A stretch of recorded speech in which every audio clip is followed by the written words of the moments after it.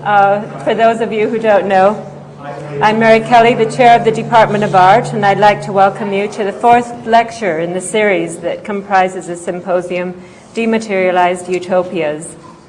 This event, as some of you already know, but I'll say again for others, is sponsored by Dean Newman of the School of the Arts and Architecture, and it's co-organized by Victoria Besna, who's the chair of Design and Interactive Media Arts.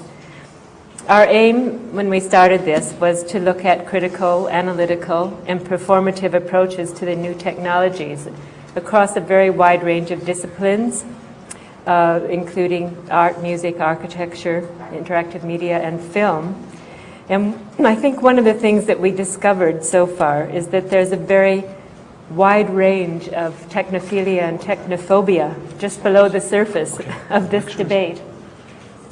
And our last speaker, Elizabeth Diller, made a very astute observation, I think, about the way both of these symptoms converge on the same point, that is, in their desire for the real, whether this is in the form of, lifelike simulations or haptic encounters. It seems to end up in the same place. And our next speaker, Matt Mullican, I think has an almost uncanny ability to negotiate this dilemma without taking one side or the other. He's an installation artist, as most of you know, whose extended large-scale projects are concerned with the meaning of everyday sciences, concepts, and spatial phenomena. Many of you will know his work from the famous show, The Forest of Signs, that was here at MoCA. And there might even be a few of you that remember his sensational debut in the document in 1982, which is when I remember it. His city projects were elaborated over several years, and they outline virtual urban areas by means of drawing, walkthrough installations, and videos.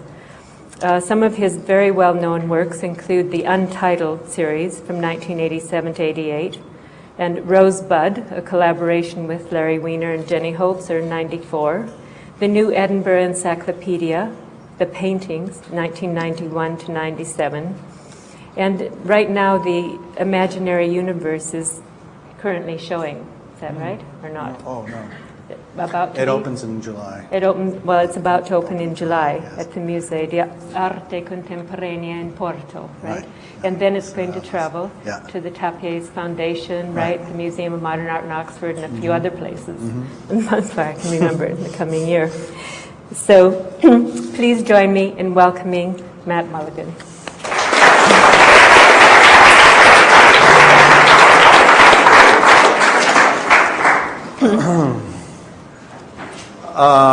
These lectures, I've been talking about my work for many, many years now, and in the sense they've evolved on their own, almost as another form of my expression. Most recently, the lectures start with a blackboard. And that's the first part, and I can pull this out.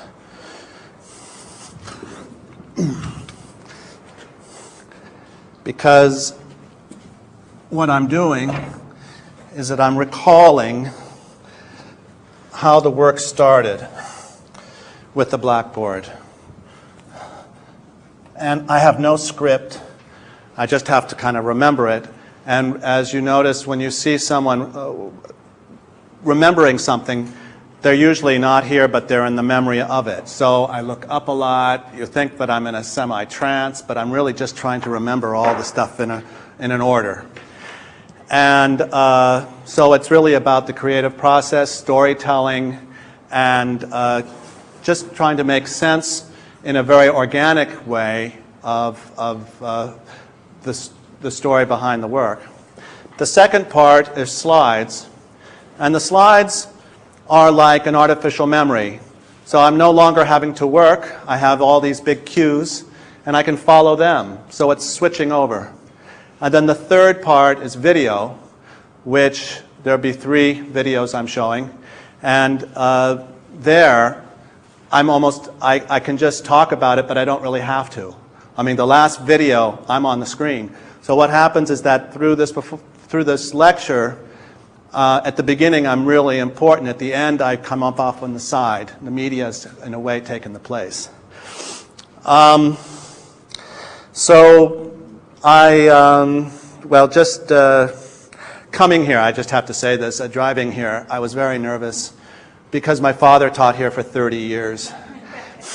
And I know these buildings really well from when I was 8 years old. Older than that, 8, 9, 10, 11, going just by Dixon. And I had this odd sensation because my father has just recently died, and the last time I was here was at his memorial. And here I am switching over. And so there's a funny kind of feeling I'm having now. So going back to 72, where really the beginning of what I'm talking about. And I was at Cal Arts and oddly studying with John Baldessari, and my close friend James Welling was going to the school there, Jack Goldstein and some other people. And I was involved, my personal endeavor was with light. I was very much interested in how one sees and also what one sees, and an attempt to understand what I'm looking at. So when I'm looking at you, the audience, I can define you as light only, light patterns. That's the only thing my eye sees. And so I did a series of pieces where I had different swatches of color, and I would put them under different colors of light, thus the color changes. So what we consider to be a constant is really not constant at all. I tend, in conceptually thinking, that color and light are two different points. I did a performance where I laid color out on the floor and in darkness. We turned out the lights. This was in an auditorium at Cal Arts. And then I covered the floor with these color cards, and then I picked them up and put them back. And of course, the lights went back on again. And there was color, because I missed it, I was blind.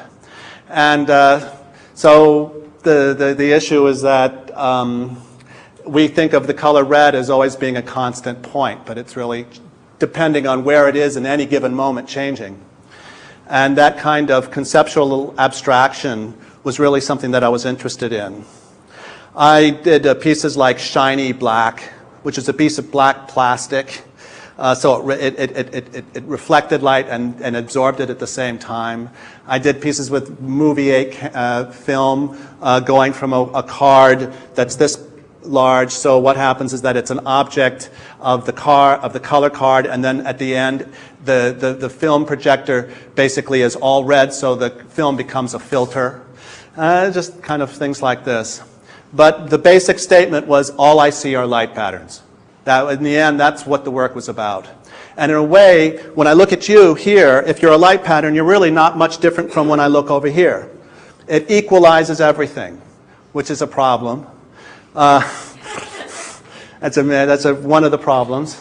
But that's a big problem, really. So everything, there's tremendous distance. I remember sitting on the hood of my car. A friend of mine, she was still living at home, and I was sitting on the hood of a car at the end of a long driveway in Brentwood, California. And I saw her walking towards me down this long driveway, and looking at her, realizing that I wasn't seeing her, but the light reflecting off of her. And in that point, it almost was like going blind. It seemed like I wasn't seeing that much. I felt like, I'm just seeing the light off of her. I'm not really, I'm seeing, but there's a distance there. So now to jump around this same time, a little bit ahead, I remember I was at Easter vacation, and my memory has it that I was driving in the hills behind Cal Arts. We went to Santa Barbara or somewhere, Ventura, just driving back, and we're going down this long hill. And I was with Jim and some other students, and we were coming back, and I had this idea in the car, oddly, of course. And the image I had was a detail of a tire, a line drawing of a detail of a tire. And what I was interested in, and that this was a detail of something that doesn't exist. So it was a detail of a fictional tire, of its fictional car in a fictional place. And what I was interested in, where was the car going? Where was it coming from? What was happening outside the frame of that fictional picture? And who was driving the car? How fast? You know, those kind of crazy questions. And at that point, it was almost like a light bulb going off, and that I really felt that the next chapter of my work was really upon me. And I, at that point, decided that not only would I have just a detail of a fictional kind of reality, but that I would have a studio that didn't physically exist. It had a clock and a calendar and a plant. And then there was a stick figure in there, and his name was Glenn. And I made about 25 drawings of Glenn doing all kinds of things. He covered his eyes, he put his hands in his mouth, he thought about vacation, he heard himself skiing outside the picture, he moved around. But what I wanted to do was to get into that place. I was very much not so interested in the surface of the picture, but the implied space that the picture represented. And I was in John's class called Post-Studio Art. So it was absolutely appropriate that I had this fictional studio. And that I did all the... I need a glass of water sometime.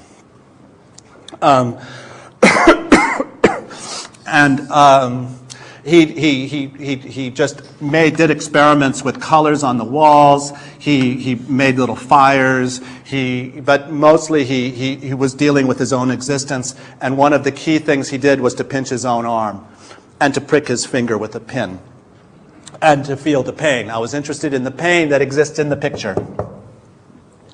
Now, one of the things that he did was later on, I did a drawing of a living stick figure and a dead one. and I was very much interested in the relationship between these two. And I was at this time, I moved to New York City. I was on an exchange program with Cooper Union, and I was at CalArts, and I was in the fall of '73 moving to New York. Great. I need this. And I got very much involved with the dead. You know, you're interested in life in the frame, and the first thing that comes to mind is death. So I started dealing with the difference between life and death in this picture. And to get back to the light patterns, it really answers and establishes a certain question that if all I see are light patterns, where is life within those patterns? And clearly, it's in a definition, and this is as good as any. And so that is one reason. And I also wanted to prove, and it was a ridiculous element, but I wanted to prove that stick figures live lives. That they are, and when I was growing up, I did think about this issue, about, you know, not Mickey Mouse so much, but Bugs Bunny was more the person that I thought about being living as a living being. Okay, so the difference between the living and the dead man, what I did is that I wanted to draw a real dead person, to be in contrast to the fictional dead person. So I called up the city morgue and asked if I could go down to the morgue and and they slammed down the phone. They didn't want to listen. They didn't, you know, crank calls. And I was obsessed with this idea of trying to find a photograph or an image or something of the dead. I went to the library, and they had the dead in many They had Civil War dead, they had World War I, World War II, they had gangster, they had it all laid out. Death was in many, many categories. And I did these series where I drew the stick figures on the photographs of the dead people to signify real dead people. At one point, I managed to get, a friend of mine was going to Yale Medical School, and he had a cadaver that he was working with, and this was in '73, and we went up there, and I wanted to do a series of works with the cadaver. So I went there, and he was on his stomach, and we had to flip him over. And when we flipped him over, and one of the things I wanted to do was to pinch his arm, you know, to do to the cadaver what the stick figure did to themselves. And so as I flipped him over, his left arm, he was on his stomach, so we had his left arm fell off, and we had to put it back. That was the arm that I pinched, because they'd already gone through it. And this is a kind of an important little element. It wasn't gruesome at all. He had his, up until that point, and this was definitely into the semester, they all cut up. You could reach in and grab his heart practically. I mean, it was all, but the face was virgin. It was complete. And that's all that I was really interested in. The face is what I wanted to get involved with. And what they do is they wrap the head in gauze, and at one point the gauze comes off, and then they immediately start to cut up the face until it's unrecognizable. And then it ceases to be a human again. And so I had a two-day window. They had already pulled out the back. What I did with the cadaver was to slap his face, put my hands in his mouth, pinch his arm, cover his eyes, do the things that the stick figure did to themselves.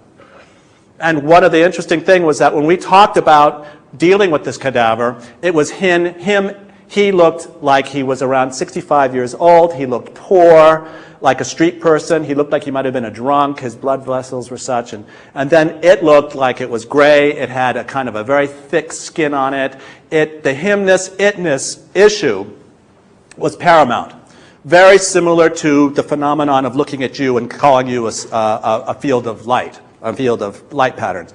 That this cadaver was both an object and a person. They were really, the objective-subjective issue was really clearly evident and really important for me at the time. So I took all these pictures, and the cadaver kind of went, and eventually I still show it. I still show the cadaver with a photograph of a doll's head. Well, at that same time, in my studio, I had, since I was dealing with death, I thought, well, I would get death. I was dealing also with my dreams and my dream life. I was interested in the details of my dreams. I was interested in the details of comic strips. Details in general were very important. So what I would do, for instance, to go back to comic strips for a sec, I would cut out the sections of the comic that were not necessarily part of the story, like the trees in the background, the sky, the stars, the ground. I was not so much interested in Superman flying through the sky, but in the lamppost underneath Superman, or in the house down the street, or in the mountain in the background, in the parks, and just the idea of that place. And I called it fictional reality. I called it an imaginary universe that I was portraying. And so I had many little collages where they were like dealing with the elements. One thing I did was also, since I was involved with death, I collected dead comic book characters. I would buy piles of these magazines and just find the dead ones. And I made collages of dead comic book characters. And it was really about the life that they had led. I was interested in where they were when they were living. And so that was a kind of an ongoing thing. At the same time, my dream life was, I was very much interested in the details of my dreams, the ground that I was standing on, the air that I was breathing. And, for instance, walking down the street and seeing the vegetation grow up between the cobblestones on the street in a dream, and remembering those little parts, the little parts about the plants, or when you the quality of the atmosphere or the sound. Once I remember in a dream smelling pot. Now, I'm on the street in a dream and I smell pot, and I wake up not long after it, and I don't smell any pot, but in my dream I have distinct smell of that. So I was very kind of interested in how the brain basically understands those illusions. So my dream life at this time was very vivid. I remember having an argument with my father in a dream, in a kind of an abstract space, and I was standing here, and my father was standing there, and we were saying that he was telling me this is only a dream and it's not real. And I was saying to my father, yes, it is real, this is a dream, and dreams are real. And I went, it is real. And I remember in my dream jumping up and down and trying to convince my father that this, and I remember the feeling of the wood on my feet. You know, that was one of the elements of it. But again, that was the points involved with the dream life. So what I was doing was I had this studio. So what I did is I had an object from a dream in my studio, then an object from memory there, and then I had an object of something that was in front of me. This is one of the studio drawing, and that was a magnifying glass. And then an object from a cosmology. When I was very, very young, I believed that fate controlled my life. That was one of the things. I didn't go to church, but I did believe that fate was above us, above me, and he had a TV set. You know, this is a Los Angeles thing, I guess. A TV set and a big lever that he was pulling, and it said Mullican. And he saw me, and as I lived my life, fate pulled this great lever and controlled it. So everything happened for a particular reason. I didn't know it. Now, also, I believe that before I was born, that I was on a conveyor belt. And these are both fantasies from when I was a child. And that I chose my parents. And there was a chute with Mullican, and that it goes down to life. And it's, you know, life. And so this is where I was before I was born.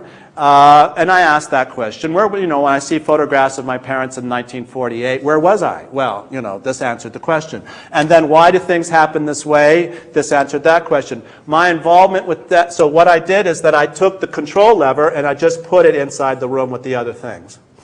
So I had this beginning of a cosmology, which was happening at the same time. Then here I added, since I was involved with death, I added death. And fate met death at my death. And I had a stairway to heaven, very classical. This is from when I was a childhood. This was later. And then the entrance to hell. Both of this is very classy. But it's like a fork in the road, which later on becomes somewhat interesting. And so I had kind of a cosmology answering the questions of where was I before I was born, why do things happen to the way they do while I'm alive, and what happens after I die. And so this kind of was a very minimal and a very kind of almost cliche-ridden cosmology, but it dealt with big ideas of life, death, heaven and hell, and so forth. And that was kind of in 1973, and my involvement with it was kind of ambiguous. People would ask me, do you believe in God? And they still, you know, when I give lectures, and I say I believe in believing in God. There's a bit of a distance there, you know. It's a bit of a problem. But that distance is, I can't, that's part of my generation or the way I am. But I kept on making these cosmologies again and again. And they kind of act as a kind of as a subjective chart.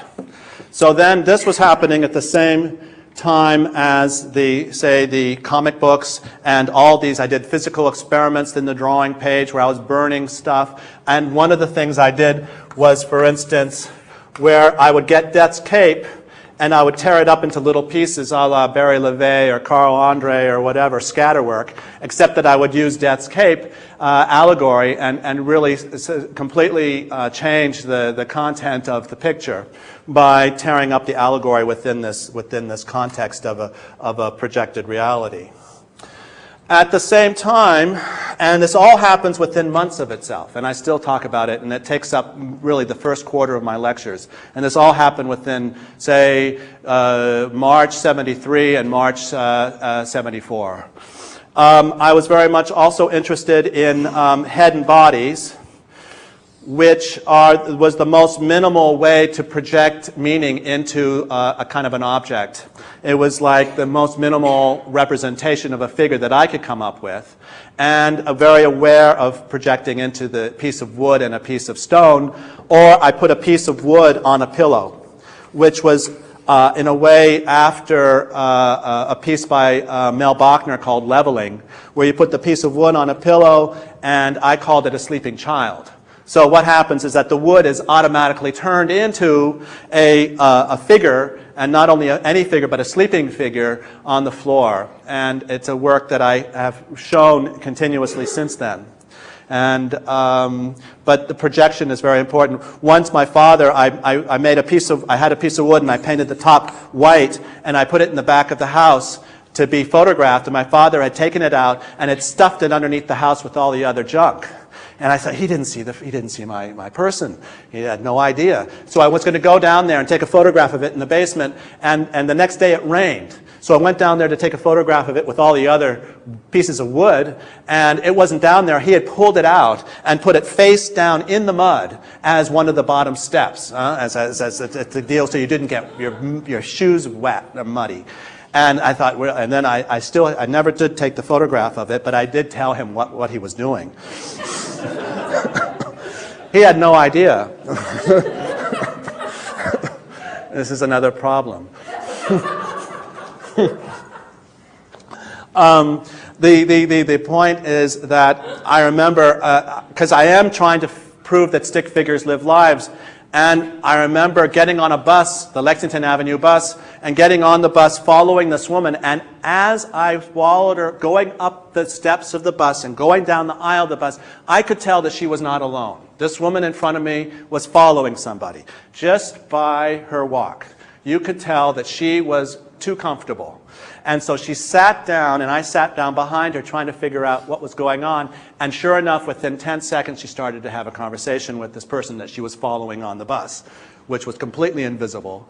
And I just sat there, just mesmerized by this kind of participation, and her whole involvement in this imaginary being was something that really applied to this head and body. And I can go on into different elements of how language starts now, because what happens is that I have the comic book. We'll just put him here. I have a stick figure here. Also, I was taking photographs of various of the world around me. So I took photographs of the apartment I was in, and so you'd have a person in photograph here. And then you'd have the stick figure difference between a stick figure framed and a stick figure unframed. That was a big difference. And then you have the symbol of a man, like the bathroom symbol. And then I had the head and body. But then near the head and body, this was 75 now. We're jumping a little bit ahead. So the head and body, and then you had a person where you had the head, the body, the arms, and the legs, and then you had the head, the body, the arms, and the legs. And you see that if I covered this up, there's no meaning. Together, they create the figure. So the figure itself, which is the overall context what these come out of, becomes the descriptive element for each one. So this becomes a body because of this, and this becomes a head, and this becomes arms, and this becomes legs. So what happens is that this becomes the literal title for these pieces. So I was very much interested in language representing, image representing image. And then I had circle, square, triangle, which is just material as material. And what happens is that here, I'm going to call this photo of my friend whose name was, say, Paul McMahon. And he's here. And then I have a comic book, and I say, his name is Paul. And then I have the stick figure, and I say, his name is Paul.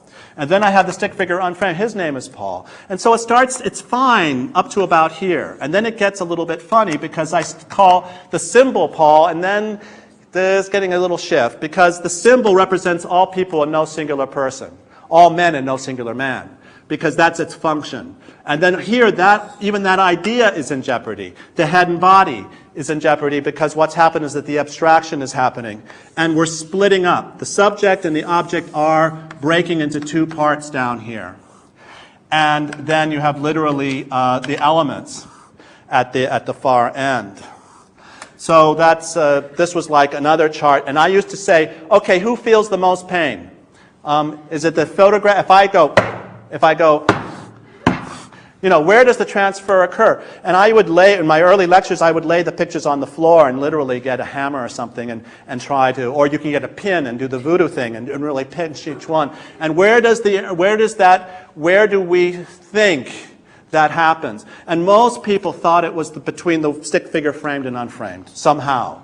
It wasn't far enough, it wasn't too, it was like in the middle. Okay, so life in the picture. Whoops.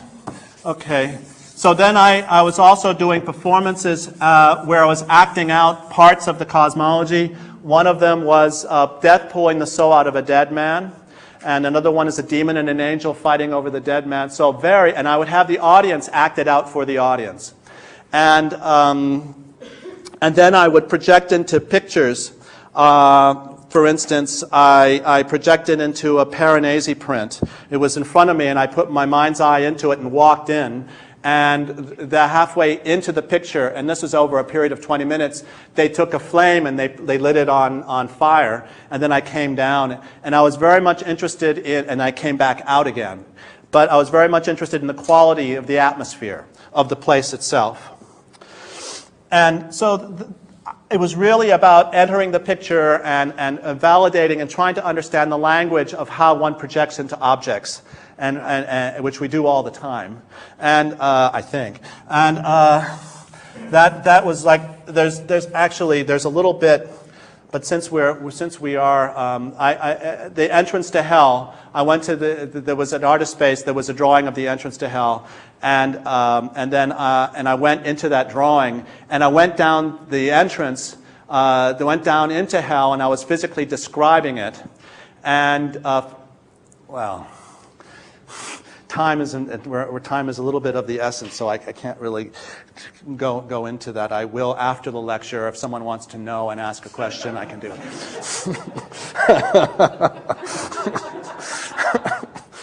So then at this point, I also had a whole kind of a science, you could say, of this breaking down of symbols. And at one point, I had this idea that I had a symbol of the man, and it would be read in a certain way. But then, if I put it on a flag, it'd be read in another way altogether. And then, if it was put on a poster, and I'd say Mullican on top of it, and say man or whatever, then it would be another relation. So what I did is that I went to I had a Graphis Annual, and the Graphis Annual listed all the content. This was in '77.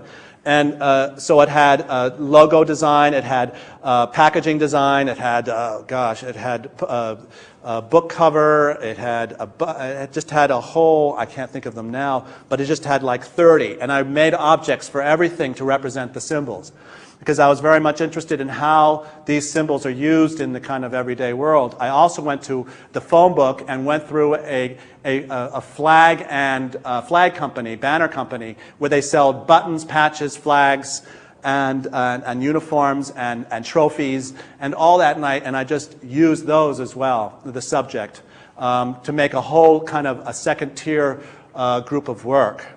And this brings us, so I would show this. This was like in, at Hall Walls and at Artist Space. I had some of this material. So now we're basically up towards 1980, and I'm going to, since I gained so much time not having to go to heaven and hell, because that's both places, I can do that later. We're going to go to slides.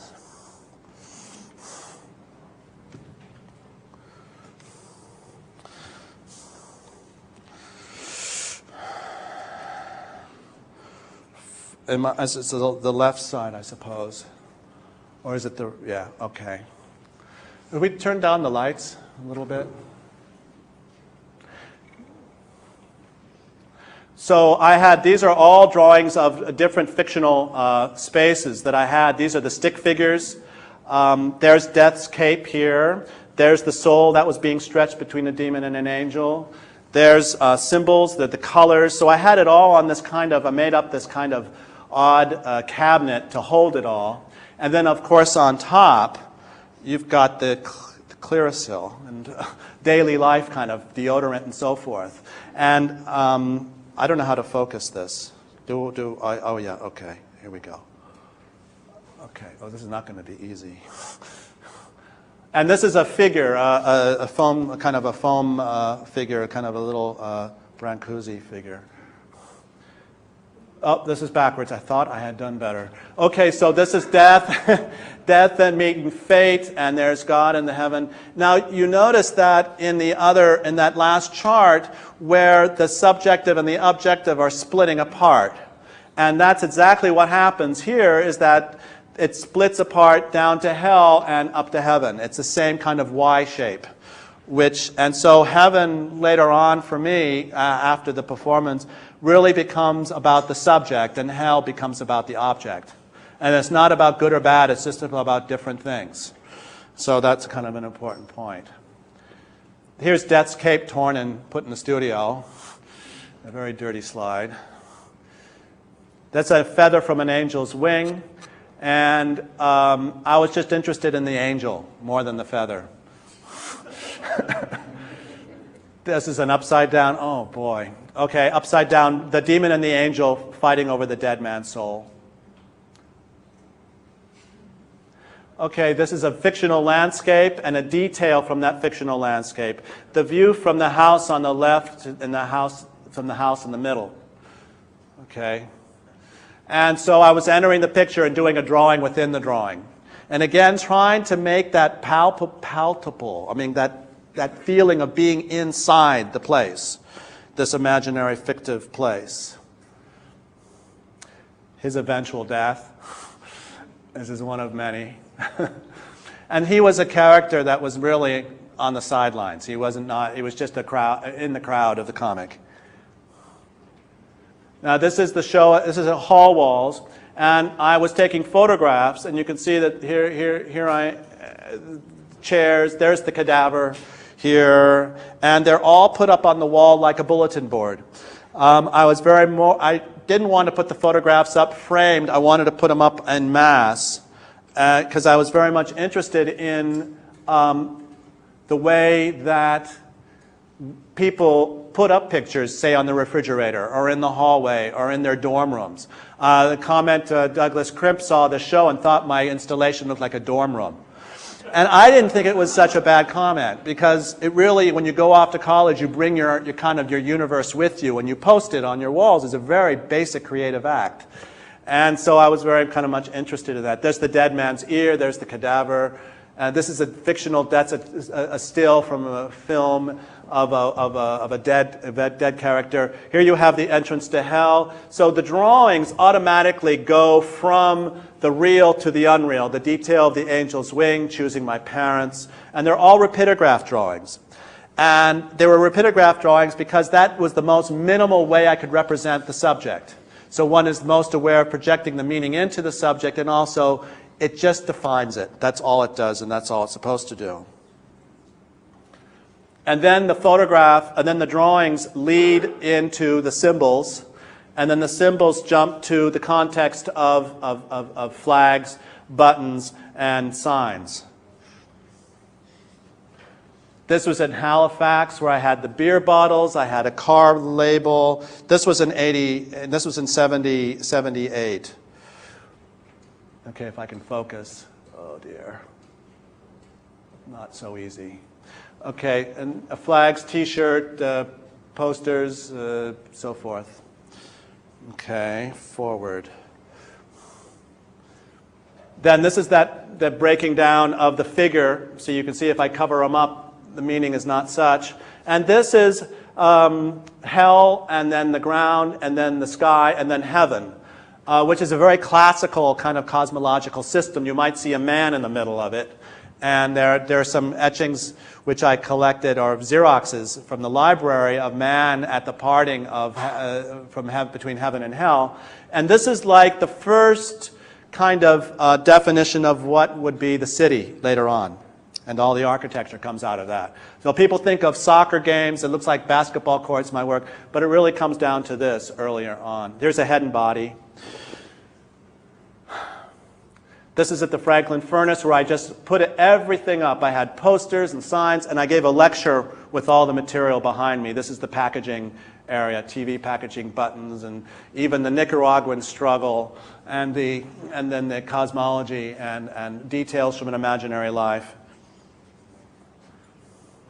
This is that chart where we talked about how the photograph of the person, the drawing of the person broken up, and the stick figure and so forth. But this is an overall chart where it starts at the world, and then it goes to the world unframed, and then through the performing arts, the pictorial arts, and then almost into the sciences, where it breaks down into sound and smell and taste. And this is just a more complex upside-down version where the fact is that they're interpretations of different ways of looking and understanding, and that they coexist. I mean, the fact that they can exist in itself, so it's really a matter from going outside in. It becomes this fairly complex chart at that point. And that was from 78 still. 79. This is a bulletin board, more formal bulletin board. The boards themselves I made, and then I just posted all these pictures on the boards. I have a show now in New York of 8 bulletin boards. And the nice thing about the boards is that I had a show with Mary Boone in '82 when she was at her most kind of controlling. She really controlled everything at that point in the gallery. And she came to my studio, and I said, I want to have 4 boards back there, and she agreed to that. And then, but what I put on, I could put whatever I wanted in, and so I had piles of leaves in the back of the gallery because I pinned leaves on one board, I put, photographs on another, drawings on another, and I felt like I could really do whatever I wanted as long as I brought my own walls, basically, into the gallery. But this is that again having to do with that very basic sense of curating. As a kind of a creative act. The refrigerator. There's a detail of putting the hand in the cadaver's mouth. That's the cadaver. And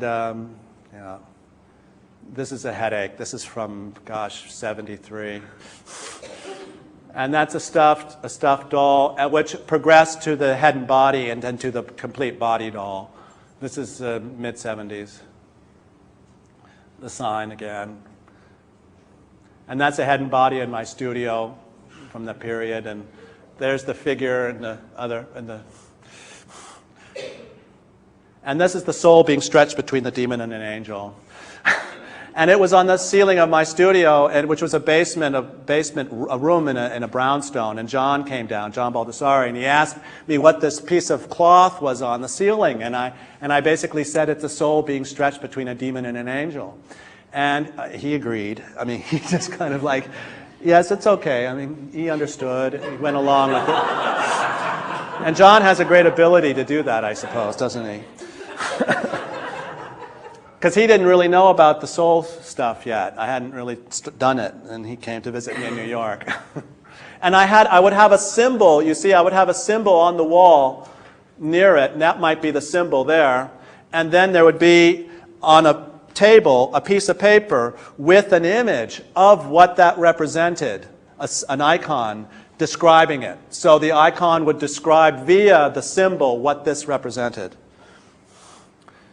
Okay, Mullican life. This is a poster, pretty clear, and Mullican death. Now, the difference between life and death is that life is on the left side and death's on the right. That's about it. And Mullican, the posters themselves represented, this is the new cosmology. This happened in '82. And to put my name on all of these concepts, because it really wasn't anyone else's cosmology, and I didn't want it to be. I didn't want it to be Tom. I didn't want it to be whoever's heaven. It's about that subjectivity. It's about of the cosmology. The hell figure is the squatting man, the demon and angel. God is the figure turning into the target, and heaven is the target itself. Before birth is no longer choosing parents, but is simply an abstract crowd scene. The fate figure is squatting on this ball representing space, and he has this representation of time between his hands. And so they all fit within another structure, you'll see later. It's another set of posters with the subjective, and then sign, which is a representation of itself, and then world here, and elements, which is the 4 balls. Again, subjective, objective in relationship to the arts. This is my first show at Mary's. This is in 1980. And it really was like a trade show. It felt like I had come to town and I had my briefcase. I opened my suitcase and I opened up my banners and my posters and my charts and my photos and my objects. And it was like it could have been held anywhere. But of course it wasn't. And these were all shrink wrapped to look like they were printed, but they were not printed. They were all painted. And this is a funny little story. You see that pole up there? I asked Mary a good 2 months before how high her ceilings were, and she said they were 12 feet high. And I made all the banners to fit 12 feet, and then you see that pole when we're installing it. And that was really a problem. You can see how we had to really deal with this. But the flags represented the ideas. The posters represented the ideas. The drawings represented the ideas. The difference between the idea of what was being said and the form that described it was very evident in the show. And a lot of people thought it was a group show, and not in that shot, because there were very different kinds of things in it. This is the cosmology, the fate, life, death, hell, angels before birth, God, and demon and angel here, which is again and again and again, and I still draw it. That's from '82. Now, see that? I had that, was a relief, and then these are rubbings from reliefs. And this is a generator, a castle, and a set of lungs, all having to do with the transference of energy and actually the isolation. So these are all rubbings, which is the first form of media, and something that when I discovered that I could make my own rubbings, it was really like to make these prints, these drawings that were both drawings, paintings, and prints. They were all of them and none of them. And because I could have made 100 of them and each one be different. This is the Dallas project, which was this big chart. You see it incorporates the city and the anatomy, and it's like a big kind of overall chart later on. This is '86. These are the 3 New York airports, LaGuardia, Newark, and Kennedy. And this is a cutaway of a 1918 steamship where you have third class down below here. You've got your liquids and your solids below third class. Third class, you see you have all the beds. So that's like when I look at you and you're all pattern. You're down here, you're objects. And then you work your way up to a bunk bed, but you have your own room. And then here you have a single bed in your own room, and you actually have your own bathroom. Here you share a bathroom. And then on top, you have the common kind of lounges, the restaurant, and at the very top, oddly, you have the gallery. The art gallery is on top. I just copied it, but it really represented a kind of a social strata of and also this issue of the object. It's important within it.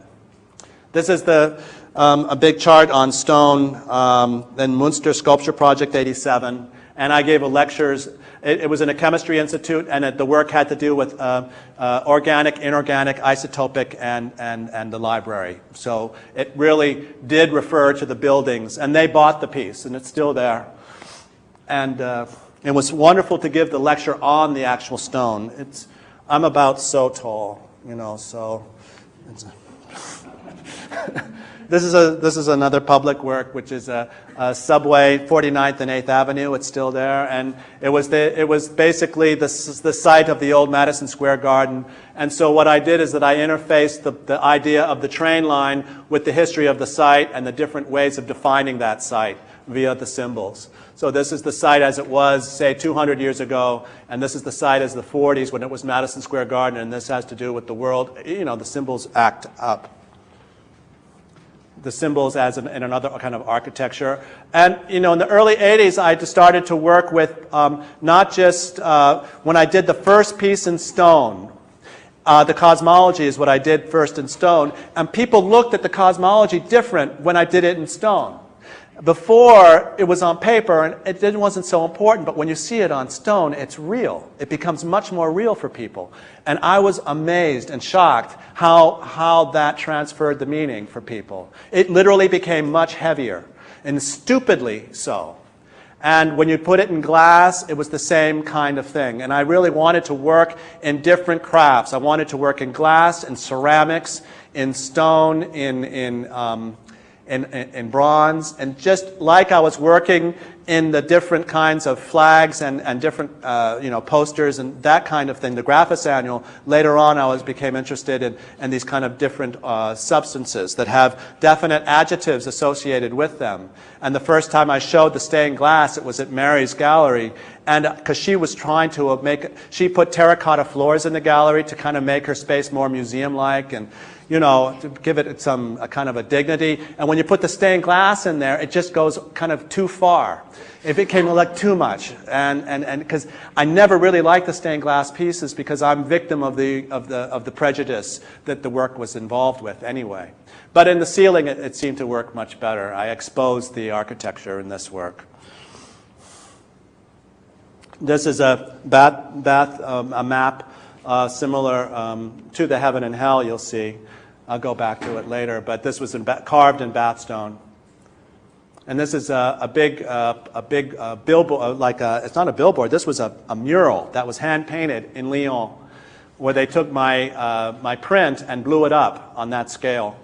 And it's part of the Tony Garnier Museum, where it really goes into all the different kind of chapters that I was involved with, which I can answer questions about. And then putting the work on on a streetcar in Basel, Switzerland.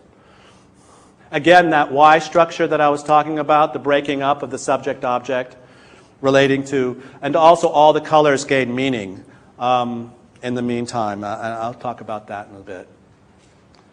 This is again with the symbol below telling you attached to what that means, and that's the hell, ground, and so forth.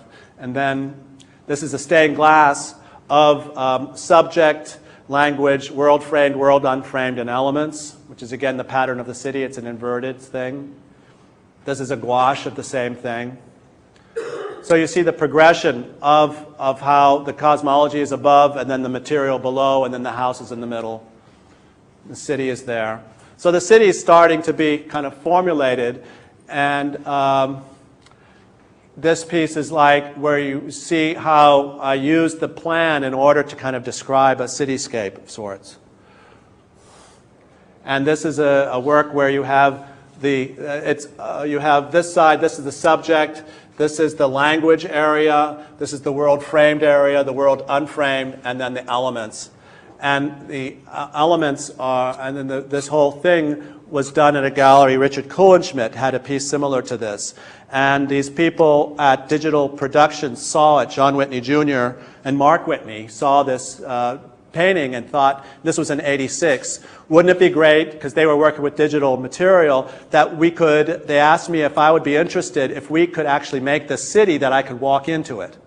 And since I was trying to walk into the city, into the picture earlier on, projecting in all kinds of ways, it was an absolute perfect thing for me. It couldn't have been better, because they wanted to simply make it so I could walk into the picture. And so this is the very, very first kind of little sketch. This was from '86. And this was done with a supercomputer, a Cray. A super duper, the machine itself was like a couch, but the room to keep it cold was the size of this room. And it took hours to get this image. But you see the five colors, and the five colors are such that I might as well go into and demonstrate what the colors mean on this image quickly. Okay. You have the keys. In the green area, I get these keys and I put them in a frying pan and I melt them down. And I melt them and I melt them, and plastic goes pretty quickly, but the metal takes a little bit longer. And it finally it's so hot that it becomes a puddle of something. At one point, the keys cease to exist symbolically, but they still exist materially. I can still say, yes, I knew the keys were there, the material. But eventually, it would just become crap. It would become crud. It would become like this nothingness. And that would be material without without meaning. That would be the bottom. The next level is the world. That's a half a kind of a symbol for the world. The world unframed, and that is when I'm in my everyday kind of mode, when I'm walking down the street, when I'm driving the car, when the keys were in my pocket for the first half of the lecture, for the first 3/4 of the lecture, going, and that would be in this area. The yellow is a frame, clearly, and that is when the world unframed becomes framed, and the keys become important. They are at the museum, whatever museum it is, but they're there. And I'm going there to look at these keys. They're very important. These were Elvis's keys. These were, and they were at auction and they sold for $50,000. This is the keys to his Cadillac, whatever. But that is, or the keys in Dial M for Murder, if you saw that movie, where the keys are underneath the mat and the whole thing hinges on the... So what happens is that they become incidentally physical and primarily mental. They are becoming subjective. They are becoming language. And then the next level is the language itself, and that's when it really doesn't have to be a real thing. It can be the key itself can be a card. It can be even the representation of a key. It could be like Swiss Bank, whose logo is 3 keys together all the time. And in that sense, those keys represent your future, unlocking your future. That would be kind of in the language. And so now it's really flipped. And then the top, the subjective, which is this hole in the head, is I hate keys. I'm always losing keys. It is a common problem. I'd rather live in a world without keys. I despise them. That is not even the image of the key, but my relationship to that image. It is the meaning without substance is up here, and then it's the substance without meaning down here. So this whole thing is and those colors are, I can go into reasoning why blue is the world and why green is material, but these are the colors I invented for the system and I perpetuate it. I use it in all the language, in all the posters, and in all the cityscapes and everything else. That will continue and has continued because symbols exist in their use. If you change language every other day, you never have a language. A language is used and becomes language through its use and through its kind of context. So that's one reason why I don't reinvent the color system every other year. And this is the as it was at the Museum of Modern Art. This is 1.5 million polygons. This is 1989, and this is this kind of structure of the world unframed, the world framed, language. It gets very kind of intricate, and they did this and it was called, the company was called Optimistic at that point. That's a detail. So that is an image, and it looks like a kind of, there's a little, we went down into the place, but that is right here. You can't see it, but you're looking down. There's the cemetery, the hospital, the prison, and the shelters, and then the factories. So this is kind of the objective part, and a friend of mine's a realtor, and she just cringed when she saw this whole area because this is like the worst neighborhood. This is like the worst part. But you see, this is not utopic. It's utopia only in that it's a city of a map. It's a city as a map. The map is primary, the city is secondary. And that's like invented utopic architecture is dealing with that, where it starts on paper and then it goes into the other. And in a sense, that's what this has that's similar to that. But what it is it's not even that. It's a city as a map of my ideas. And I've had people really call me a fascist for wanting to make this city. I have no intention of making this city. I wouldn't want to get near this city. And I think it's important that, if you see we'll see the video of going through it. Okay, this is it. So, because it's like a game space. Here we are in the house, and you see all the windows are in the shape of the area they're in. So it's really, and then the floor is in the pattern of the cities together. This is more of the subjective texture mapping. And that's the field of cities. I really wanted to do it so if you blew up any section of the city, you would come up with this symbol, like putting your eye up to the TV set. These are rocks that I made, and then there was this new process back then, which was lasography, and so I made the rocks real, and it was really Mike reaching into the picture and pulling out the rocks. They're made of plastic, and they are identical. They have little scan lines on them to the actual rocks in the picture. So I had those in it. This is a show at Porticus in Frankfurt where I had the poster. This is a big plotter drawing. I had the video, and I had the rocks and other little architectural model. And then I had these light boxes of details. And most people thought that these were stills from the video. Because one media represents another. But that's not true. They represent the data. The data is somewhere. You can say the data is in the middle, and this represents it, this represents it. They all represent this data. They don't represent each other. But at the time, that is how people were looking at it. And that's something that was an interesting thing for me, is that it was all representing this other thing, which I was more interested in. And when you hold the rock, it does have weight, and it is the same rock. I mean, if you look at it, I mean, you can see the sameness of it. And that was kind of an important point that it happens. Then after that, going into that city, I was asked to participate in a show at the Magasin, which was where the Eiffel Tower was built. Okay, this was an art gallery, and it still exists in Grenoble.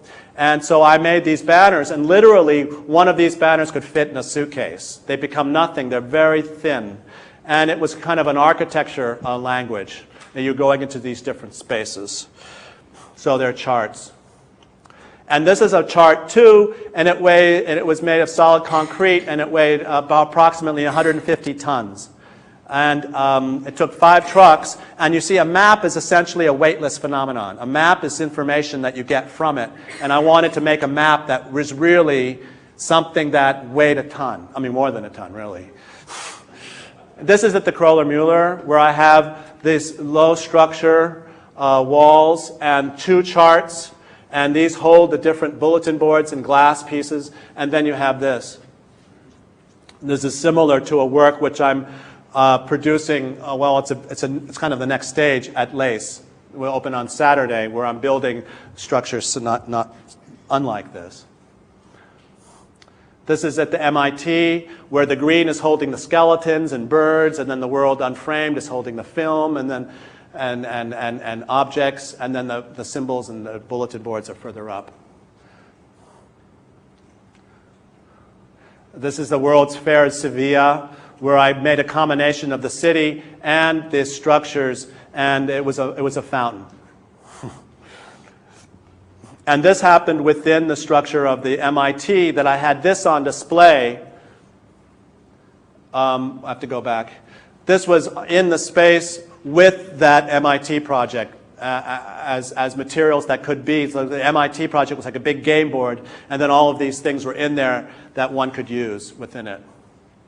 This is a Documenta in '92, and from the outside you can see the whole structure, and you see bulletin boards inside that. So in a way, I was creating my own little kind of museum gallery type space. When you enter it, the symbolic aspect ceases to exist, and it becomes totally abstract. It just becomes all these colored walls, and that's kind of like the breaking down. And then you go further into it, and you've got the bulletin boards. And then you can go into the bulletin board, into the picture. So you have generations of information, like a tree, like on a kind of digital information. This is Barbara Gladstone Gallery, where I built up the walls and changed the architecture. Oops, we'll just. This is again again the gallery with some etched glass pieces. This is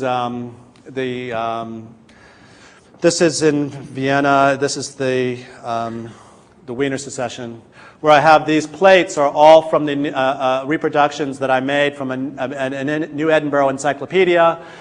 And it's from 1820, and these are all the plates, and then this is all the rubbings from those plates. I made an addition.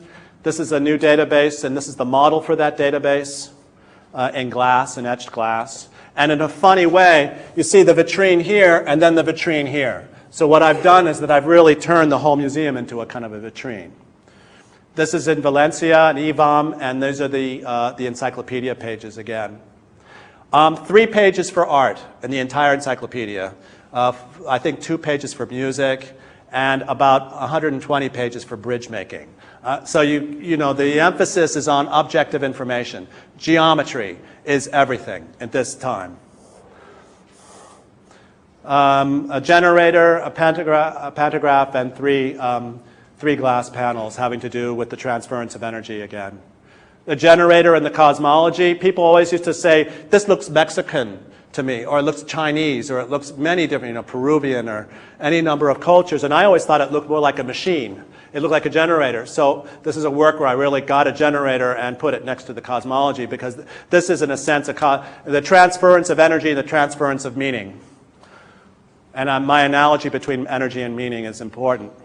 This is in 5-into-1 virtual reality. And when I had the show at the Magasin, the French Ministry of Culture came and said, what would you like to do? We'd like to fund a project. And I said, I'd like to make a virtual environment. And this is in 91. This is, this is a long time ago for that kind of thing. And so they made it. And this is with the glasses and the glove and walking in and just going through it. The city as it was transferred. And I almost prefer it to the other one because it's more Lego-like. And I wanted that Lego-like atmosphere. I wanted that sensation of three-dimensional language. Is important. I did no texture mapping. This is the TV and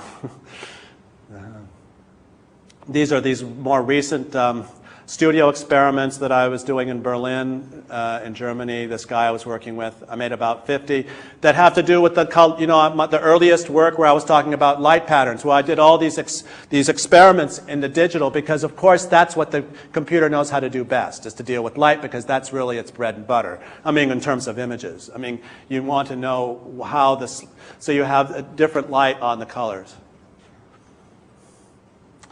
This is a chart in glass, a three-dimensional chart of the cosmology. And this really comes more recently, because when you do a chart on a flat surface, you has boundaries. But when you do it on a ball, this is a city plan. This is the city plan. You can see the V and how it connects up. It changes a lot of things. There's no up, down, left, or right. And so it completely changes the function of the language. And now we're going to go to video. Quickly. It'll be very quick. Okay, so now it's been 1 hour. Video should be fine. So first we'll show this project, the computer project, which was the video that was at Porticus and at the Museum of Modern Art. And I got the worst review of my career really was for that show at the Modern. And a lot of people were really pissed off at that show because I was an artist working with a supercomputer. I mean, truly, a great machine, showing an urban landscape. I mean, both representations of power at the Modern, a third representation of power, which really was pretty distasteful. And the only thing that the critic said about my piece was that he talked about Corbusier and Paris. That was it. That was his basic criticism, that he thought this was ripping off Corbusier. And see the trees down there? So this is the elements. Now we're going to go through the city very quick. That's the factory area. We're going to go shoot down the middle. Down. That's the school. That's the government. That's the I forget it. This is the arts back into the house. And going through. One reason why it was done so fast is that it would cost 5 times more money to do it slower. And I could make it go slower, just slow down the machine. But the speed has become appropriate over the years. I really appreciate it now. Now this is a much slower. And the chroma is a kind of high on this. Could we lower the chroma on this, the intensity of the yellow? This is the world framed. You see the symbols on all the walls. And it's just the center of that chart. If I could have, if I would have the slide where I could kind of point to where we are. For me, it was fantastic that we were in the picture. This is like was done in 88, 89. And so you have the frames, and so that's the subjective part, where you have the breaking up of language and elements.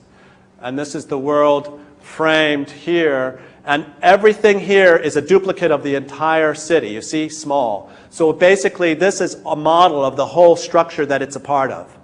So what happens is that in the center there is a mirror image of the outside. And then the next level is the world frame. This is the language, and it's blue, representing the same thing on a smaller scale. You can see the elemental center there. Again, it's a third mirror image breaking down. And you can see the speed, and it's very jumpy. Now, the left is the symbol breaking down. You can see there's the symbol, the subject of language, world framed, so forth, and breaking down into these balls, all the same, and then breaking down into this pattern on the floor. And then we turn, and we come back on the other side, and we have this is the steam, then you have the water, then you have the fire, and the coal, which is a boiler, which again having to do with the transference of energy. So you have a kind of a symbolic breakdown and a material breakdown inside the elemental pavilion, and that's what that was. This is the world unframed pavilion. And now we're going back over it, through it, and then we're going through the frame, and then we're going to go up and come back. That's the government area. And then the frame in the background. So this was a loop going on in the Porticus show and at the Modern show. And this kind of logo, this is the smooth logo. This is what digital productions at the time, or Optimistic, did. They did a lot of work for CBS, and they did The Last Starfighter, which was this kind of pioneering computer graphics film. Here you have the one image, and it's texture mapped on this projection. This, in a way, anticipates the glass balls that come later on, which I just showed. And then it will, and it's very smooth because there's not a lot of information there. It's not very expensive. Then we go back to this. So let's go to the next tape. Now, this next tape is when the French ministry came, and I went in there in Paris and went through this city, and we're going to do a lot of fast forwarding here. And then after that is this work I did with hypnosis. Here we are on the outside. Let's go fast forward. Okay, we're going closer, we're going up. Okay, now slow down. And you see all these structures. We can slow down. Is that slow? Okay, we are slow. There we are. And I think it looks like this is the version. I did two versions when I recorded it. One where I had the glasses and a glove, and the other one where I had a joystick and I had a TV going through. And this looks to be with the joystick, because I'm really moving quickly.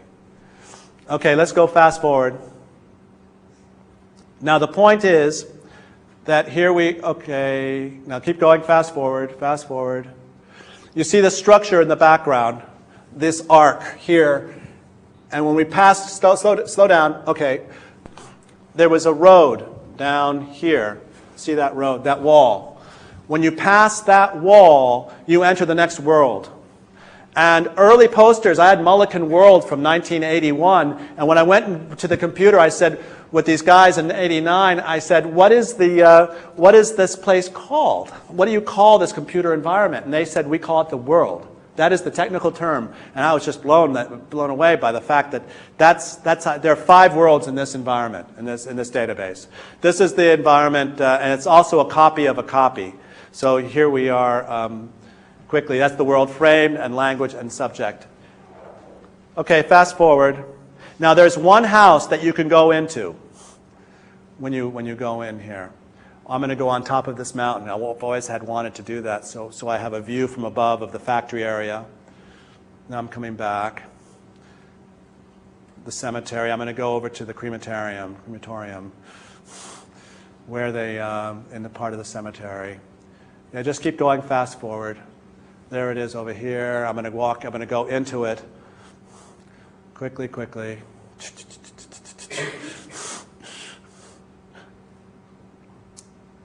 Okay. Again, entering the picture. And there it is above. And then I'm going to go to the house. I go up and then I go down. There's one house with a tree in front of it, and that's the house you can enter. And so I'm looking to go look for that house and go into the back, go in the door. And okay, we're going to slow down when we go into the house. We're going to spot it. There's the tree. We're going to go down into that house. Okay, you can slow down. See, there's the house.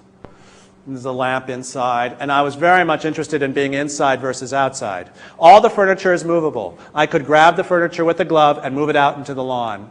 And literally pick up the house if I wanted to and move it around if I wanted to. And essentially that was, you can see how the movement is very choppy.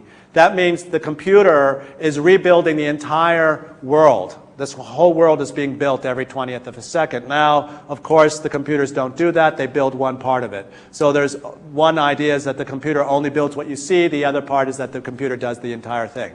And this is that's the dining room. There's the TV. This is the living room. And let's go fast forward. We'll go quickly. Okay. That's the kitchen. No, this is the bedroom. In the bedroom, there's a book. There's the bed. The bedroom's red. The bathroom's green. Okay, slow down. There's the toilet. And the person who was building this whole thing in France, he built the bathtub, no problem. And then when he got to the sink, he started to build it, and it flipped back. He could not build the sink. He was there for 2 hours trying to build this sink, and he couldn't do it. The bathtub was not an issue, but the sink he couldn't do. And he was in there for the longest time until he realized that he had become so small because he was reducing, that the computer literally could not tell the difference between the top of the sink and the bottom, so it read as one surface. Because you can be an ant. We can get, the scale does not exist in this environment. It exists, the only thing that exists is the space between your eyes, which focus on the 3D effect of within the virtual space. And also your movement within it, your moving of the head and your body. Clearly that determines space. But you can do it so we can go onto the surface, and this can be like a highway, we can get even smaller.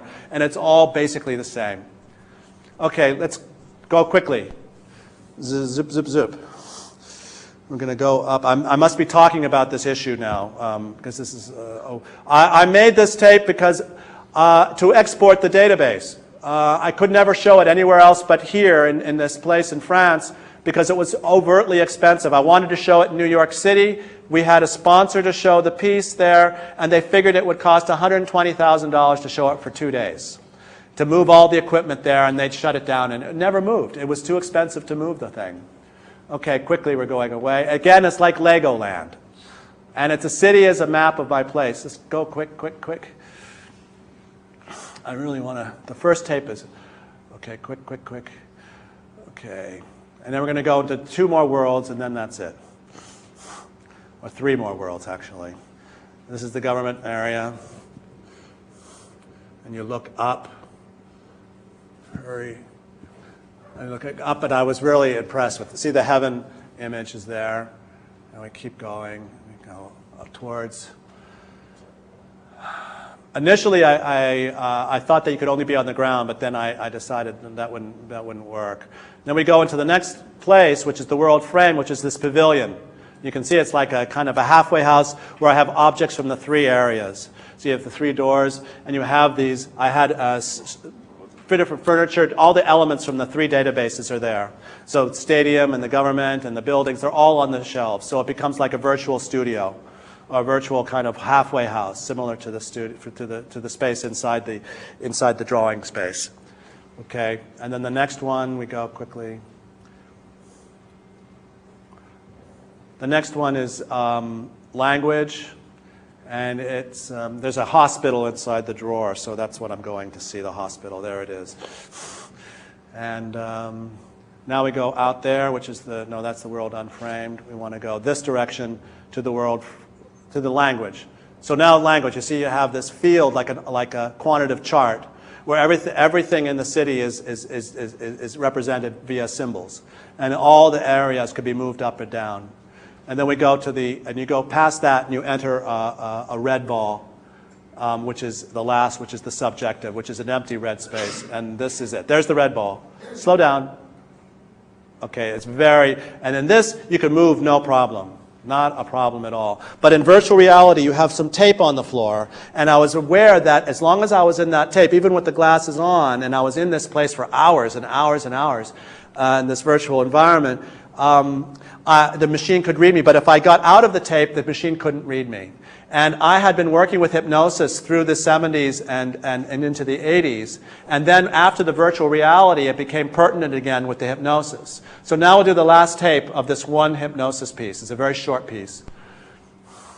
And the hypnosis, this tape really has to do with... Okay, and this tape really has to do with the suggestion. You just turn up the sound. It's the hypnotist, and that I'm in the desert, and I went back home to my shack, and my shack had 3 bottles of water, and I thought this was the best thing in the planet. This water was. And I think even the suggestion, see there's the water over here. This was taking place in an apartment, and it was important that it be in an apartment in Brussels. I did a whole series of performances under hypnosis for a period of a week.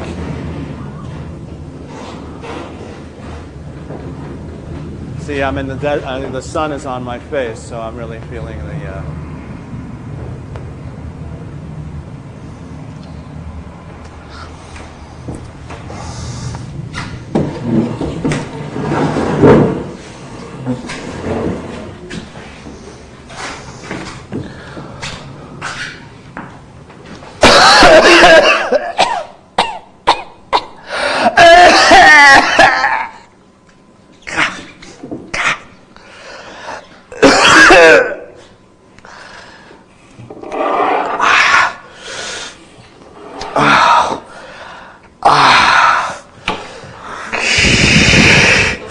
Pour me a drink.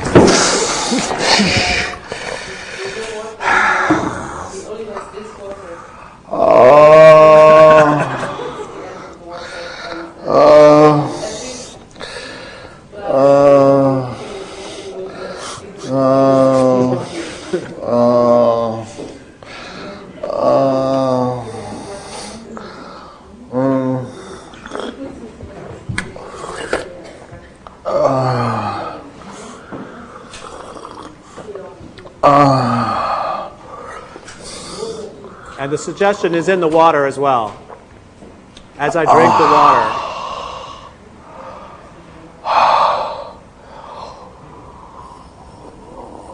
It's a very odd sensation. It's almost schizophrenic. Because I'm watching myself do this.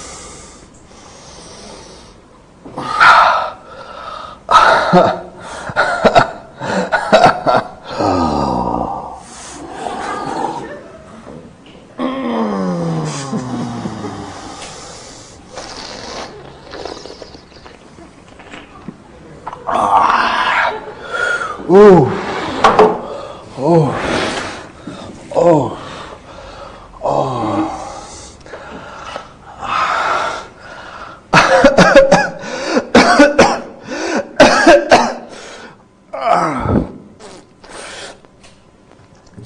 Oh.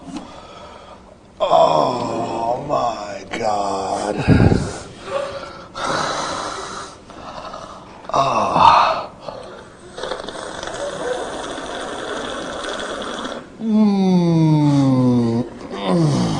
It's extreme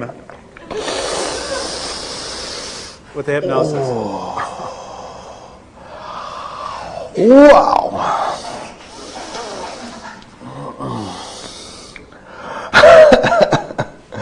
Why?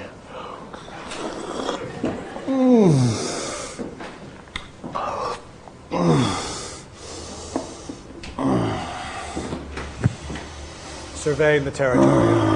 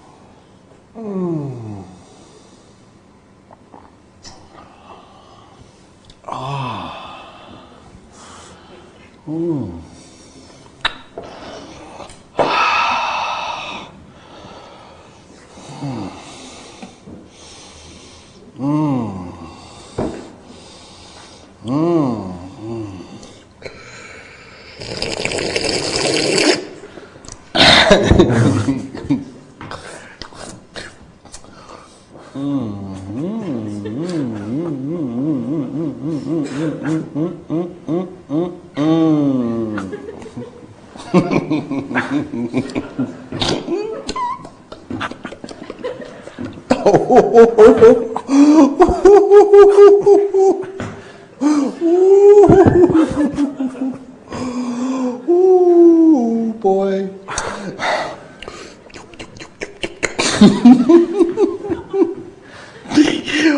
Ooh, boy. Oh.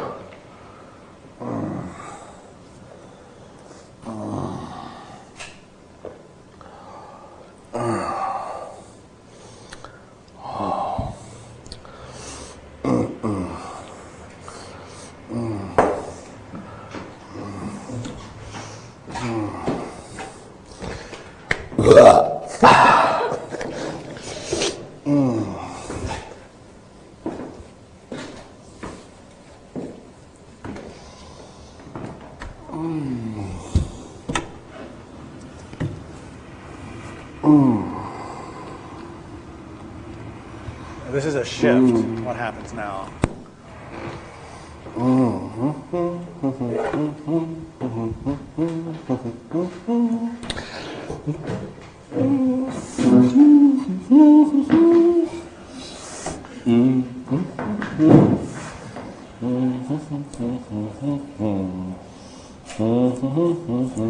You'll recognize the music.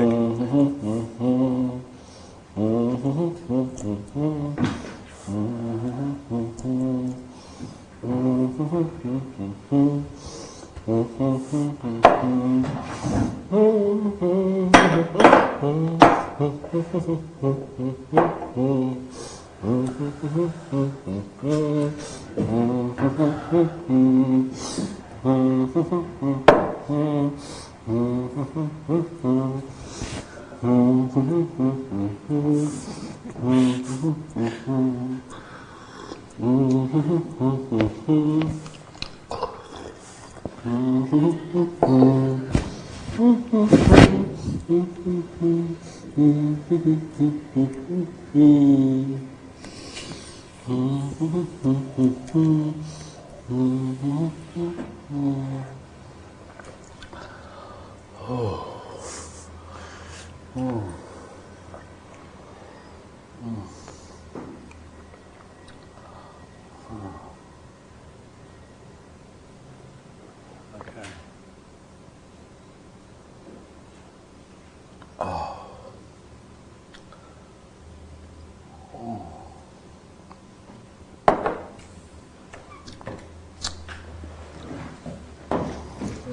So then I walk over, I go to the other room where I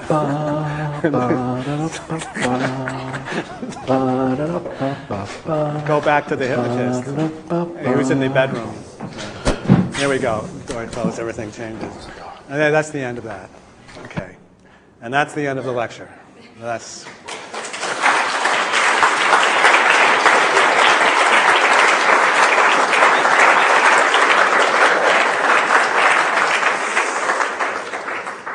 So I can answer questions. What was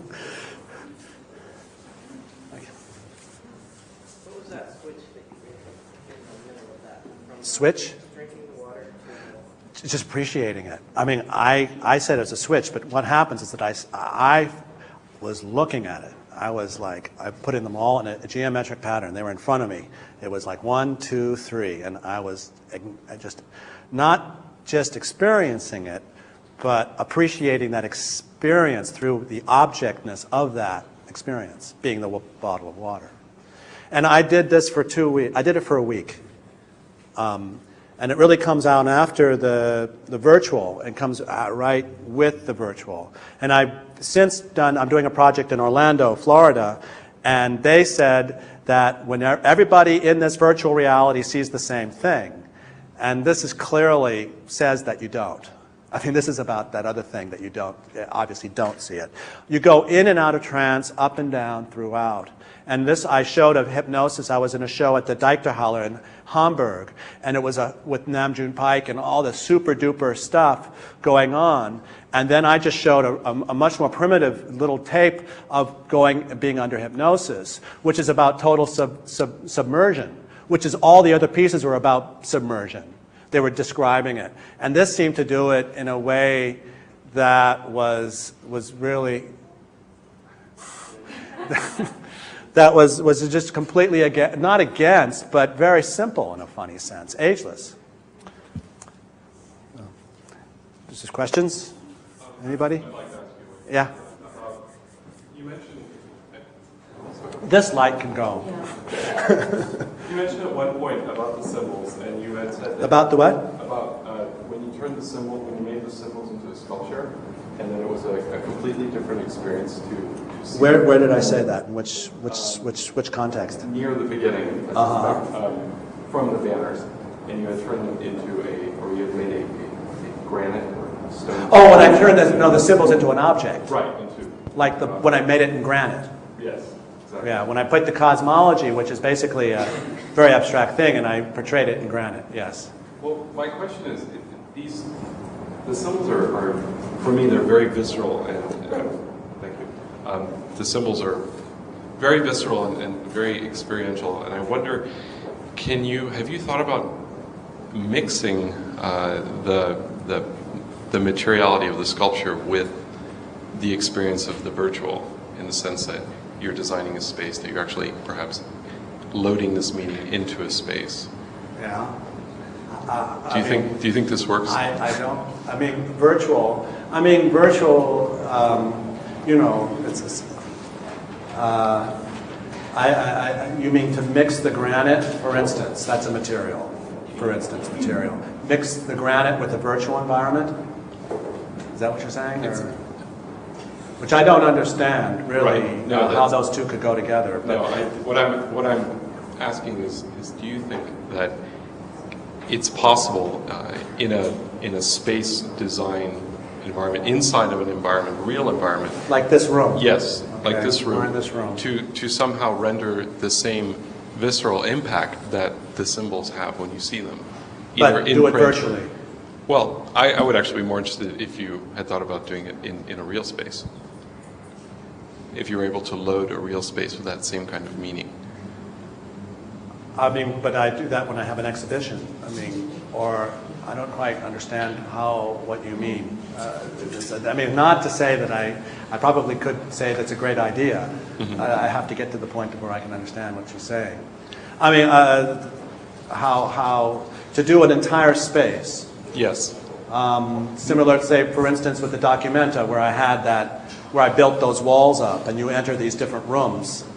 That's a complete space which I made, which is representing this chart. But the high 12-foot walls, and you're inside that space. That's not what you mean? It is, but I'm asking it not to load the walls with representation, but perhaps to actually design the space itself. Which that was. Yes. Okay. Well, then I guess there's the answer. But the space was a representation of the chart. And when you're out, you only see the chart really from the outside, which is funny. From the inside, it becomes too abstract because you're in it. You're part of it. And it's funny that architecture really mirrors these logos that were very popular with Batman, for instance, when you see the Batman logo, and then you fly inside of it. And it's a technique that you use again and again and again. And in a way, this is a mirror of that technique, although physically, where you're descending into the logo and you become in it. And then that logo has the different doors or these boards.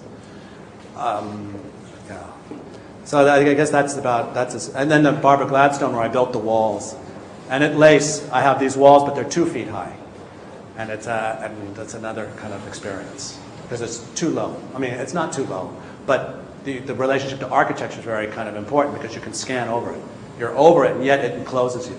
I'm in a space, and yet the walls only come up to here. And I really am in a space, but, I can see right past it, right through it.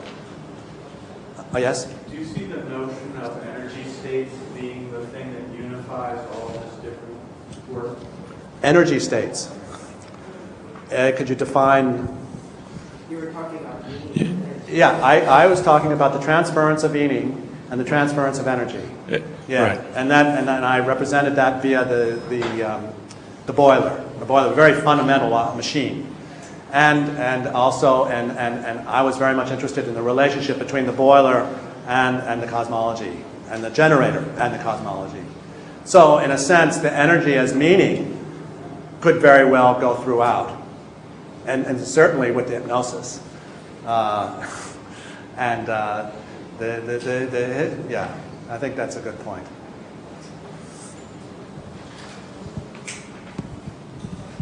Hi. In your work with cosmologies and the color coding, Yes. have you found any sort of cross-cultural constant? And Cross-cultural constant. Yeah. Like between different cultures. Yeah, and do any sort of ethnographic differences come into your work? I was thinking of the beer bottles in Halifax. was one instance of that. In what sense? Well, that was one of the times that I saw that you were using something culturally, specific that may not be a part of your system only. Oh, the beer bottle. Well, that was really Maybe like it the is part of flag, your like the system. flags, the forms. That was like a kind of the graphic form, the labeling. Like cereal boxes, or I have record cover design. That was that period for that, and the posters were from that same kind of series. And the flags are of that. Even the flags, the sign on the beer bottle was of a beer mug, abstracted. Oh, okay. No one would ever see that, but that's what it was. It was a beer mug without the hole for the hand. It was a kind of. But in terms of cross-cultural, my symbols in themselves are not really cultural. They don't do that. I mean, I don't think I wouldn't want them to be read as being necessarily cross-cultural that way. I mean, in the sense that, do you mean like Mexican or say going to India, going to China, going to Peru. Is that what you mean by cross-cultural? Well, universal. Universal. Yeah. Yeah. Well, I mean, universality is so. It's funny. I made some banners in India, and I was working with a master tailor in India, and I gave him the sign of the world, the globe, which is a pretty universal symbol. You know, this classic sign that you see everywhere. And I gave it to him, and he made a flag of it. And my assumption is that he knew what he was doing. And he made it sideways. He had not a clue that that was the world symbol. It didn't mean world to him at all. It was just an abstract sign. He did a beautiful job, except it was the wrong way. And I didn't tell him because I assumed he saw it. But he didn't. So I'm very, you know, and another instance is when I did that same world logo, yellow and black in Brussels, on the outside of this building. I didn't have a slide of it, but it really was an exhibition. And yellow and black, to me, is the world framed. Very specific meaning. In Brussels, it's the Flemish colors. And there's a big deal between the Flemish and the French. And it happened to be at the opening show of a Flemish director. And it represented the Flemish world. And he thought this was great. And, and very controversial at the time. But I had not a clue. Not a clue. So I'm very, you know, I couldn't say. Those two instances say something right there in terms of my understanding of it. And also, I think references, I try, I mean, someone says, but that looks like I can, you know, bring up a certain time and a certain culture, and this is the symbol, and there it is. And, you know, those kind of references do occur. It doesn't mean I'm studying them or that I really, you know, I'm not necessarily studying those cultures. They come out of the performance work. A lot of that, I didn't go into hell and heaven, but that was a performance situation which really gave birth to two basic ideas having to do with the symbol. Another question? Yes? Do you put yourself in a hypnotic state yourself, or how do you... I hire a hypnotist. And do you give directions of what? Beforehand. And I try and keep it as open as I can. I mean, like, the water is a drug. The water was fantastic. You know, I'm very thirsty. Pretty open. Anything can really happen. I find the more restrictive the suggestion, the more difficulty I have. If it's open and I can, like, once I gave I had myself hypnotized to be, this was the Foundation for Art Resources, I had myself hypnotized to be roughly 15 years older than I was. And this was a character that emerged and basically sabotaged the performance. Because I had the whole thing documented, he turned off, he took away the camera. The documentation. And he insulted the director of Foundation for Art Resources and attempted to sabotage the entire proceedings. And it was fantastic. I mean, it was a bizarre kind of character that came into it. And that was wonderful. And in retrospect, understood what he was trying to do. Only in retrospect. You see, I call him he, huh? He was trying to sabotage it, which is very similar to the dead man and the doll, or the dead man, where I call him it. This kind of subjectiveness and objectiveness. So I very purposefully do not use self-hypnosis. Although when I first went into the pictures, it was a form of self-hypnosis. Hypnosis is something that we all do all the time, I think, my understanding of it, from working with hypnotists for so long. Once I was at a soda parlor and at a restaurant with an architect, and we were at the counter, and he ordered a Coke. I was sitting here at the counter, and he was sitting there. He said, God, I haven't ordered a Coke in 5 years. Why did I order a Coke? And then I just pointed, and right there says, things go better with Coke. There's a Coke machine right in front of him saying that. And he showed him the sign. It was like he understood. It was just got him, you know? And he was completely baffled. He was surprised and baffled by how convincing it works. And that happens all the time. Whenever you psych yourself into doing anything, it's a form of self-hypnosis. You know? How aware of the characters are you? It's very much like schizophrenia. Part of me says it's like the little devil and the little angel. I'm coexisting as me, myself, and then me, the projection. And there's a battering of talk in between the two all the time. Oh, you're not really. I had an argument with the hypnotist once about being under hypnosis. I said, I'm not under hypnosis. He said, yes, you are. And there was an audience. No, I'm not. And we went on, and then there was this long discussion. It was awful. It was an awful experience. And then I was out. Then I came out at the end, and I was under. I was convinced I wasn't. So it's a funny thing. And you go in and out of trance. And my interest in the hypnosis, as I said earlier, is the relationship of this entering the picture thing. And then I talked about fictional reality, and the show that is going to be traveling next year is more details from an imaginary universe. And the point is that I used to call it that, and now, and at one point it just became virtual. All those things I was doing with the stick figure was talking about virtual reality and about the projection of them into the medium. Yes? Hello. Okay. I am intrigued by your definition of, your use of minimalism in a very basic minimalist sign a definition. Your early line drawings, you just want to be pretty gestural, and somehow you get interested in using materials. Which I think by the end of your work that we've seen turns into it facilitates your exploration of scale, moving in and out of scale, and having this rather looped images. You can go in smaller and smaller and still see the same things. With the virtual environment. Right. So my question is. Your experimentation with scale, does it take you away from your use of minimalism? Oh, I think minimal probably is represented by an approach rather than anything else. Okay. And that approach is probably pretty consistent with all my work. I mean, regardless of what one would see, I think it represents a certain attempt to be certainly objective within this realm. But I never did call myself a minimalist. I don't think of myself in those terms. I mean, I could say you can start defining people via these terms.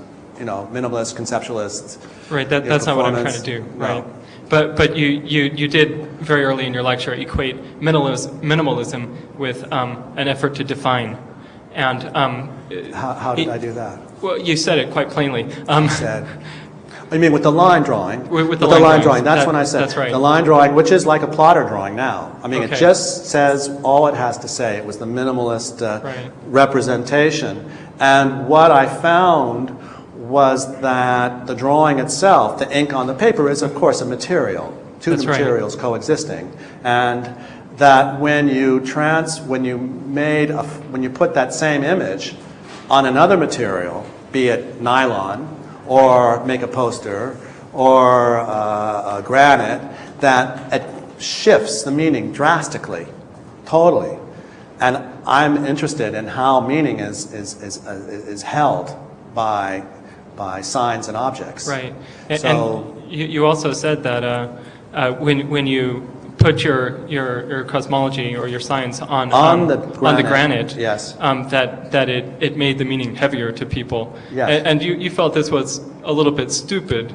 I found it so easy. It was okay. it was stupid to me because it was complete artifice. It was theater to put it on granite, and it worked so well. I mean, on that scale. And of course, if I blow up the banners to 30, 40 feet, it's the same thing. I mean, my God, you look at those things and it covers that space. And I had to work on that. That was really an entire space being activated rather than being a single object. Yeah.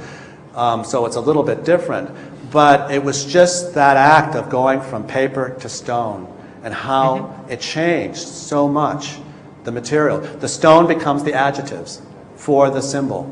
It tells us how we look at it. And the people that were cutting the stone, that were doing it, got it. Because it was a fiction, and it was being made real via the stone. I mean, the cosmology being fiction. Right, and I think as you've shifted from materials or changed scales with materials, you've by this move of difference, you have achieved the same thing as your basic line drawing sign. I think is the same operation. Well, now I would say it's ink on paper, and it has a whole thing Right. onto itself. And now, right now in my life, I've been, and this is, I've been at it for almost 30 years, is I'm doing a series of drawing shows from this very early period, mostly. And it's just, there's a real interest in the earliest work now, at least from my dealers. And I'm interested in that work too, and I always have been. Those comic strips are really the key.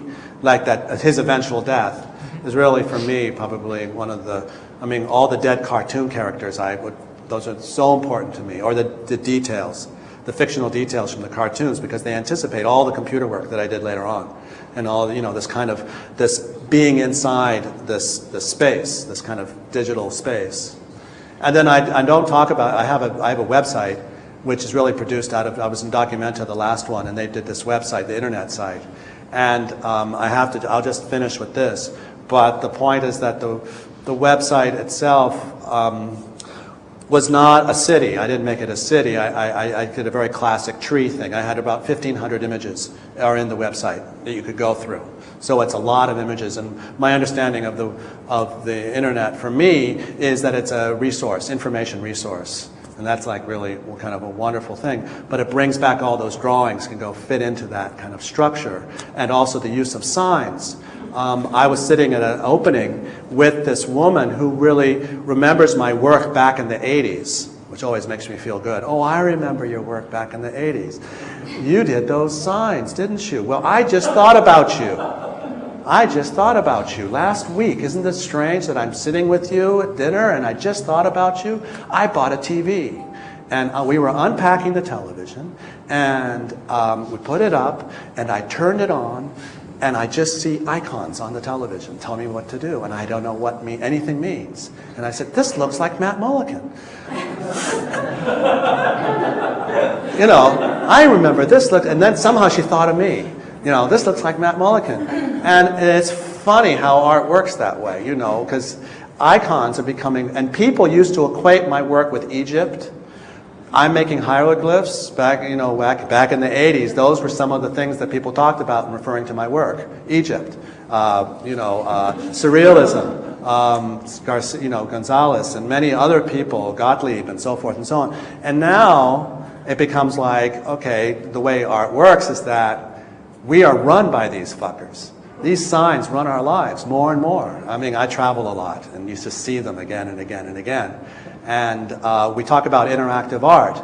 And I had the option to make my video interactive in 80, whatever, and for the modern show. And I didn't want to. I didn't want to have it be a video game in the museum. I wanted the person to be passive. And it might have been interesting to have that. But when people say, after I give a lecture, they say, how am I supposed to understand that this means this, and this means this, and this is going here, and this is going there? I want to know what it all means. I want to have a legend. I want you to tell me what it all means, and then I can really understand what you're doing.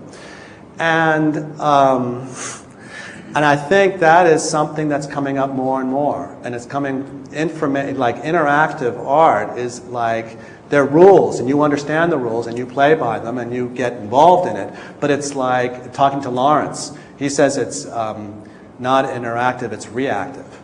It's a reactive art. That's his opinion, and it's something else. And to a large extent, that's true. That these signs are. I follow signs all the time. I couldn't get into the. Yesterday I didn't have a key. I hate keys. But I couldn't get I didn't have a key to get into the graduate studios. And I was ringing that bell for like 35 minutes. I was out there. Finally, I jumped the fence. Finally. But there was a big sign on that fence says, private property, don't come in, basically telling me, don't jump the fence. And I'm a product of, the 50s, 60s, something. I couldn't do it. I finally did do that. These signs control us. I was called, my last show in LA, my review, this woman called me a fascist. And I am not a fascist. There's no way in hell am I a fascist. And it's really shitty that she used that term to describe my work. Because what it does is it dilutes the term fascism. It makes it fashion. Fascism becomes fashion. Fascism becomes an adjective that we can use pretty lightly if we start describing artists as fascists. And this is dangerous, but I had there's a whole kind of reactive against computer stuff, and then I had my signs, flags, red banners, and computer graphics, and those two somehow represent fascism. Which fascism is social. It's not, you know, it's what we do with the signs, and the signs and how they're represented, I think. Thank you. You know, I think if well, we can talk later. Okay, is there any more questions? We can talk outside. Yeah. Sure. Yeah.